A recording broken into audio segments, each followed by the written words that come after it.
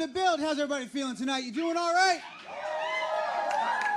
Hang on a second. This side was way louder than this side. How you guys feeling tonight? You doing all right? You having a good night, sir?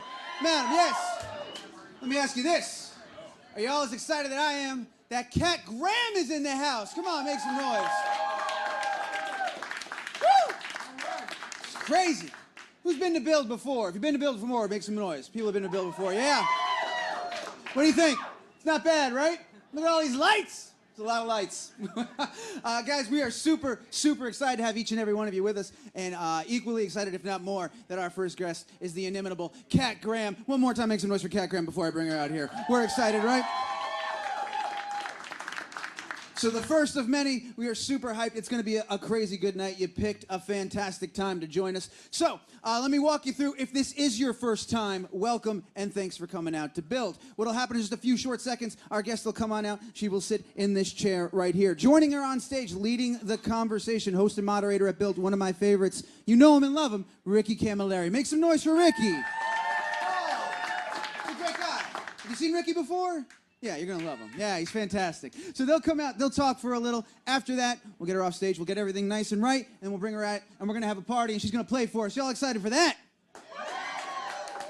Good, good. That's where you need to be. Well, listen, I don't have a video or clip or anything like that to run. I just have a damn fine conversation awaiting us right here on this stage. So I'm going to bring her out in a second, but I can't do it if the room sounds like this. So I'm going to ask you one more time. As you can imagine, she's used to uproarious applause. Let's make her feel at home. Y'all excited that Cat Graham is in the house? Make some noise. Come on. Let's do it right. Keep it going, ladies and gentlemen, and please welcome your host and moderator at Build, Ricky Camilleri, and tonight's guest, the one, the only, Cat Graham.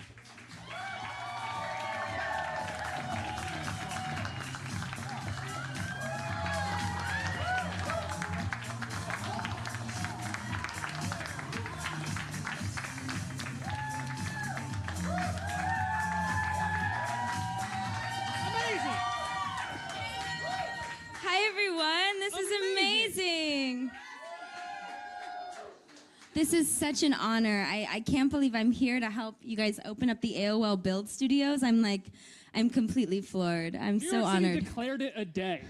Did they really? They declared it a day for you.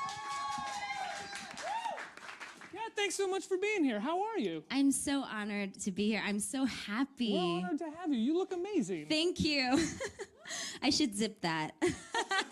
Is that supposed to be zipped? It looks great the way I don't know, is. right? It's a little flash of the calf. Make it your own. Make it your own. Own it. Kat, let's talk about what you're going to be performing. Your new song, All Your Love, which you released in November, right? My new song, All Your Love. I've already got my earpiece and I'm so ready.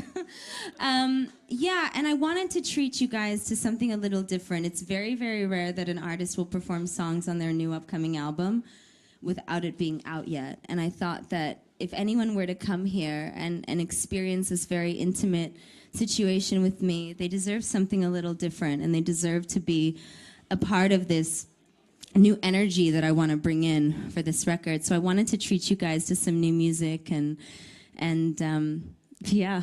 There's definitely a new energy when it comes to the single itself. I haven't heard the new songs. I'm super excited to hear them, but All Your Love definitely has a new energy than your previous album. It's a different vibe, right? It's a different vibe. You know, I stuck to like 90s R&B for the last album. There's a lot of Rhythm Nation in the last album. A lot of Rhythm Nation. And this album, you know, Babyface I've kind of like latched onto, and he's like my partner in crime. And we wanted to do something that felt funk, that felt pop, that was a bit more inclusive. We called the last record a very selfish record. I just wanted to make the kind of music I wanted to make without the restrictions of a label or people telling me, well, this is what you have to do if you look like you look and you can dance like you look and you're on the show that you're on. You know, and it's like, I just want to make good music, classic music that you can listen to in 10 years and be like, you know what, that was the jam. Yeah, your music has never sounded like a label was telling you you should be making pop music for teenagers. It sounds like someone... I think it did for a while.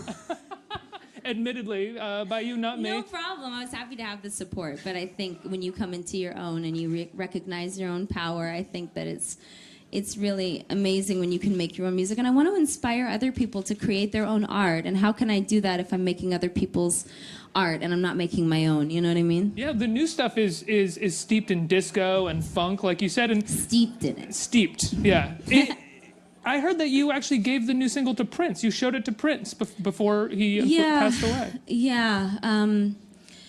For a while, I would send him records, and he was like, I think my biggest critique, and he would be like, why are you making records that you can't even like dance to? You know, you should be doing records that you can dance to, like Donna Summers and Giorgio Moroder. And I sent him All Your Love in its infancy, and he really dug it. I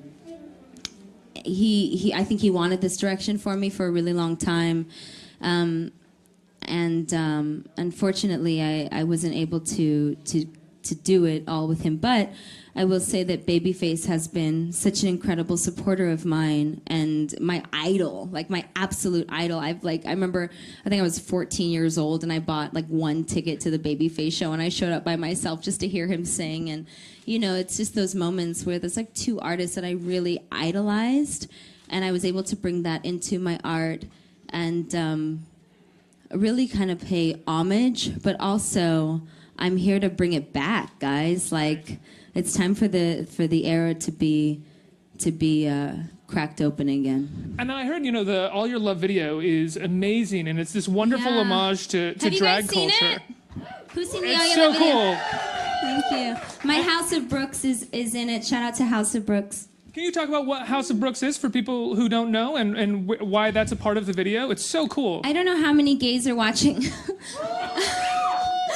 But House of Brooks is my house. It's a house of drag queens. If you guys have ever seen a movie, Paris is Burning, if you haven't, please go watch it. The best movie. It's the best movie, and you know it centers around these different individuals, talented individuals that felt isolated because they either got kicked out of their home for being gay, you know, they needed to find a family, and they took each other in, and there's a mother and a daughter and a sister. Like, my mother is Phoenix Brooks. My sister is Alyssa Brooks, who a lot of you follow me on Instagram know. And I just wanted to bring that back. Houses still exists. House of Chanel is in the video. House of Mugler is in the video. You know, there's actual houses that are in the video. We want to, and we didn't realize how important the video was going to be and how split America was going to become. Well, the video came out just weeks after November 8th. We won't mention that day, what it was, but how important was it for you to have a sort of activist voice in the wake of that, especially with this video? That video was already like pre-made, like way in advance. Darren Janae, the director, brilliant man, saw me standing in front of like an army of drag queens. He knew that was my vision for myself, to stay and represent those that wanted to be performers, that saw themselves in a higher light. And I wanted to do something that felt empowering, that felt unapologetic, and that felt strong in who you are, that it doesn't matter what you look like or where you come from or how much money you have or your race or your religion, that you can be powerful and you can own thyself. And I really feel like that video represented that. So I tried to get as many people from my house as possible and from houses all over. But, you know, the underground ball scene is still very much happening especially in New York. And I definitely want to shout them out because these are people that don't have a lot of money but believe in themselves. And that's kind of like me, you know. I didn't have a lot of money. I grew up kind of poor, and here I am. I have to ask, you know, with the video, and you've done some work for Standing Rock, you have an incredible activist voice and a platform that you're clearly using for good as much as you can. Do you see a role for you as an activist with your music and your art form in the next few years? I hope that if I'm just really loyal to who I am, I'm an African American, Jewish American. So I think that I am in a very interesting position where I have a voice that maybe a lot of people don't have. I've been an activist for the LGBTQ community for many years, working with GLAAD.